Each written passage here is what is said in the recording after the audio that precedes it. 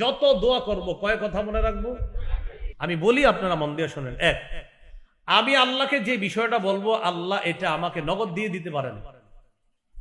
2 number, আল্লাহ নগদ দিবে না, বরং আমার ওই প্রার্থনাকৃত বিষয়টা আল্লাহ দেখবে যে আমার বান্দারে এখন দিলে ওর জন্য বেশি মঙ্গল হবে না, 2-4 মাস পরে, 1 বছর 2 বছর পরে দিলে ওর জন্য মঙ্গল হবে। ওই মঙ্গল হবে যখন, ওই সময় আজকের বলাটা আল্লাহ তখন গিয়ে কবুল করবে।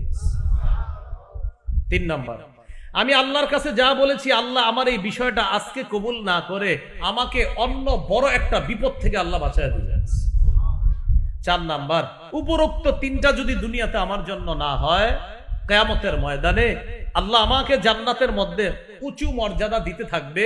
ওই বান্দা বলবে, আল্লাহ আমার এত মর্যাদা কেন হচ্ছে? আল্লাহ বলবে, দুনিয়াতে অসংখ্য দোয়া করেছিলাম, কিছু দুনিয়াতে মঞ্জুর করেছিলাম, কিছু মঞ্জুর করি নাই। ওইগুলা যে আমি রেখে দিয়েছিলাম, ওইগুলার পরিবর্তে আজকে তোমাদের এই জান্নাতের মর্যাদা বাড়ায়। ওই ব্যক্তি তখন বলবে, দুনিয়াতে যদি আমার সবগুলা দোয়া কবুল না হইতো, এটা বলবে। তাহলে আজকে থেকে আমরা দোয়া করব, দোয়া কোনো মিস নাই, দোয়ায় কোনো লস নাই। প্রথম কথা, দোয়া ইবাদত, দোয়া করলেই সওয়াব। আবু দাউদের 1479 নম্বর হাদিস, আর দোয়া হুয়াল ইবাদা, দোয়া করাটাই ইবাদত।